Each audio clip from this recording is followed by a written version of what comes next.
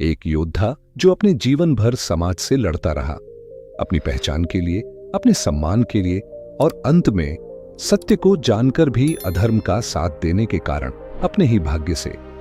इस वीडियो में आप सुनेंगे कर्ण और श्री कृष्ण के बीच हुआ वह अंतिम संवाद, जो केवल एक संवाद नहीं था, बल्कि धर्म, अधर्म, समाज, जाति और आत्मबोध पर आधारित एक गूढ़ प्रश्नोत्तरी थी।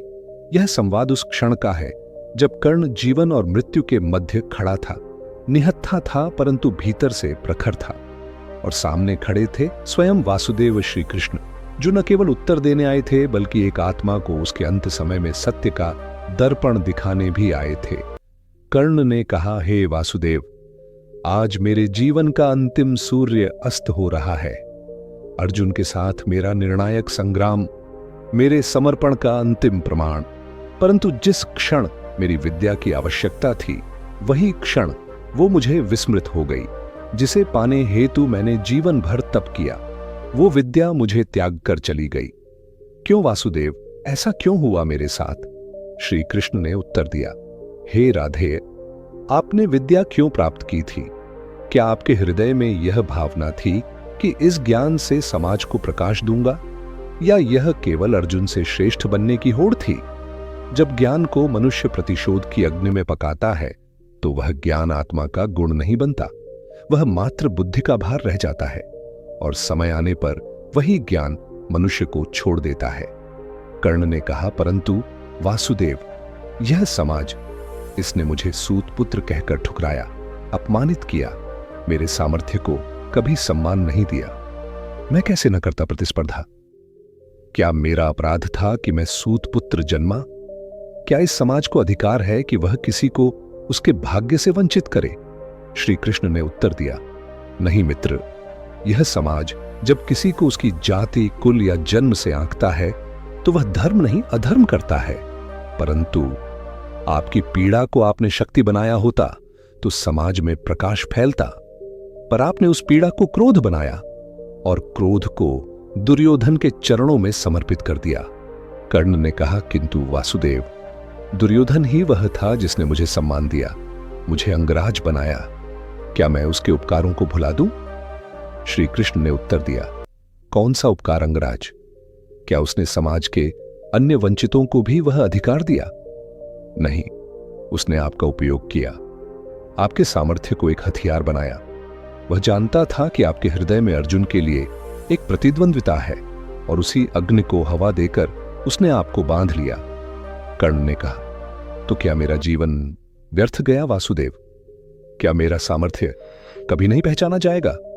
श्री कृष्ण ने उत्तर दिया, हे राधेय, जब एक निहत्था अकेला योद्धा युद्ध भूमि में धन से रथ के पहिए को निकालते हुए भी, विजय धनुष के बिना, विद्या के विस्मरण में भी अपने शत्रु के सम्मुख खड़ा हो, तो वह अपने सामर्थ्य का सबसे बड़ा प्रमाण बन जाता है। कर्ण ने कहा, वासुदेव, मैं स्वीकार करता हूं, मैंने धर्म के विरुद्ध खड़े होकर, द्रौपदी के अपमान में मौन रहकर, भाइयों के पुत्रों को मारकर, एक अधर्मी के साथ अपने जीवन को बांधकर स्वयं को खो दिया।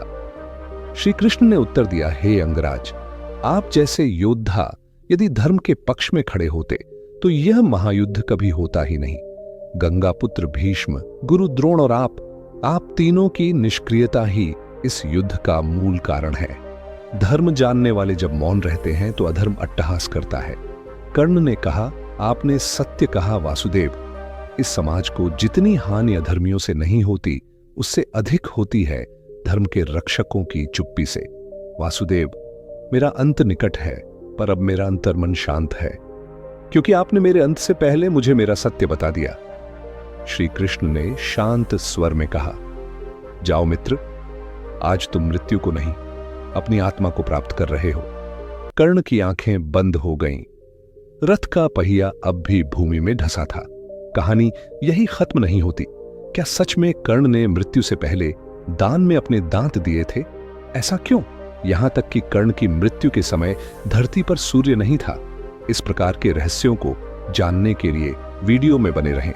बहन, कर्ण ने मृत्यु से पहले दान में अपने दांत दिए थे। जब कर्ण भूमि पर घायल होकर पड़े थे, तब श्री कृष्ण ने एक ब्राह्मण का वेश धारण कर कर्ण से दान मांगा। कर्ण ने कहा, अब मेरे पास कुछ भी नहीं है। तब कृष्ण ने कहा, तुम्हारे पास अब भी तुम्हारे सोने के दांत हैं। तुरंत कर्ण ने एक पत्थर से अपने सोने के दांत तोड़े और उन्हें दान में दे दिया। यह प्रमाण है कि कर्ण ने मृत्यु तक दान नहीं छोड़ा। 2. कर्ण की मृत्यु के समय धरती पर सूर्य नहीं था।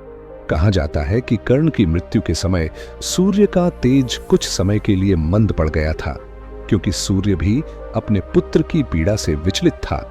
यह एक अलौकिक संकेत माना गया कि एक धर्म योद्धा का अंत हो रहा था। 3. कर्ण की आत्मा को स्वयं श्री कृष्ण ने मुक्त किया था। जब कर्ण ने श्री कृष्ण से अपने जीवन का अंतिम सत्य जाना तो उसकी आत्मा में द्वेष, प्रतिशोध और अधर्म का बोझ उतर गया। श्री कृष्ण ने स्वयं उसका अंतिम संस्कार करवाया और उसकी आत्मा को मोक्ष दिया। यह महाभारत में एकमात्र ऐसा प्रसंग है जब स्वयं भगवान ने किसी योद्धा का अंतिम संस्कार किया। 4. कर्ण की मृत्यु श्री कृष्ण के एक शाप की परिणति थी।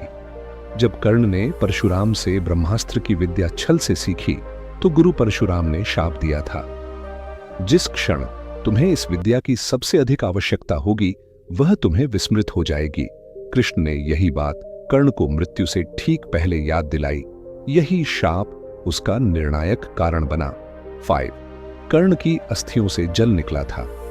जब युद्ध के बाद कर्ण की अस्थियां जल में प्रवाहित की गईं, तो मान्यता है कि उन अस्थियों से जल की धारा फूट निकली, जैसे ब्रह्मांड स्वयं उनके त्याग और तपस्या का प्रमाण दे रहा हो। यहां कर्ण के कुछ बेहद रोचक और आकर्षक तथ्य हैं जो लोगों को न केवल चौंकाते हैं बल्कि सुनने में अत्यंत रुचिकर लगते हैं। यहाँ देवता और कन्या के संयोग से जन्मा बालक कर्ण का जन्म कुंती और सूर्य देव के संयोग से हुआ था, वो भी विवाह से पहले। कुंती ने ऋषि दुर्वासा द्वारा दिए गए वरदान से सूर्य देव को आह्वान किया था, इसलिए कर्ण का जन्म एक दिव्य बालक के रूप में हुआ, जिनके शरीर पर जन्म से ही कवच और कुंडल थे। 2. जन्म से अजर अमर रक्षक कवच कुंडल कर्ण के शरीर से जन्म के समय जो कवच कुंडल जुड़े थे वे उसे किसी भी अस्त्र से अजेय बनाते थे। यही कारण था कि भगवान इंद्र को भी छल का सहारा लेना पड़ा और उन्होंने ब्राह्मण का रूप लेकर उससे दान में ये मांग लिए। 3. दानवीर कर्ण, जिसने कभी किसी को खाली हाथ नहीं लौटाया।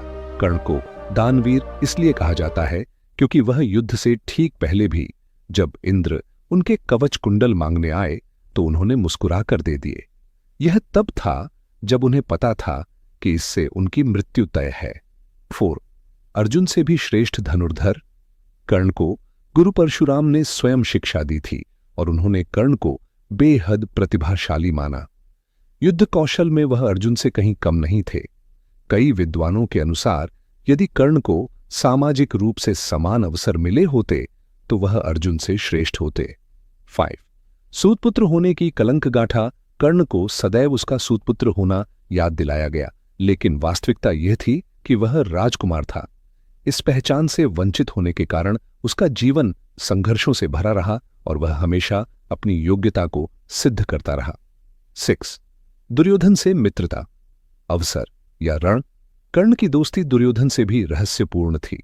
दुर्योधन ने उसे अंग देश का राजा बनाकर सम्मान दिया, लेकिन कर्ण ने इस दोस्ती को कभी सिर्फ अवसर नहीं माना बल्कि उसे निभाया जीवन की अंतिम सांस तक। 7. कर्ण की अंतिम इच्छा धरती को देखता हुआ मरना। जब श्री कृष्ण ने कर्ण से उसके अंतिम क्षणों में कोई वर मांगने को कहा तो उसने कहा, मैं चाहता हूं कि मेरी मृत्यु धरती को निहारते हुए हो, ताकि लोग जाने कि ये धरती ही है जो सबसे बड़ा अन्याय करती है और सहती भी है। 8. कर्ण का अंतिम संस्कार स्वयं श्री कृष्ण ने किया। जब युद्ध के बाद कोई भी कर्ण का अंतिम संस्कार नहीं कर रहा था, तब भगवान श्री कृष्ण ने स्वयं उनके अंतिम संस्कार का दायित्व निभाया। यह दिखाता है कि कर्ण का महत्व और उसका त्याग भगवान तक भी पहुंचा था। 9. जब कर्ण को बताया गया उसका सच्चा जन्म रहस्य महाभारत युद्ध से पहले, श्री कृष्ण ने कर्ण को उसकी जन्म कथा बताई और पांडवों का बड़ा भाई होने का रहस्य उजागर किया। लेकिन कर्ण ने फिर भी दुर्योधन का साथ नहीं छोड़ा। क्योंकि उसने उसे दोस्त नहीं भाई माना था। 10 कर्ण, एक ऐसा नायक जो हार कर भी जीत गया। कर्ण की कहानी एक ऐसे वीर की है जिसने समाज की व्यवस्था, वर्ग भेद, छल और अधर्म के खिलाफ आवाज उठाई। उसने अपना सारा जीवन स्वाभिमान और निष्ठा के नाम किया और युद्ध भूमि में मरकर भी अमर हो गया।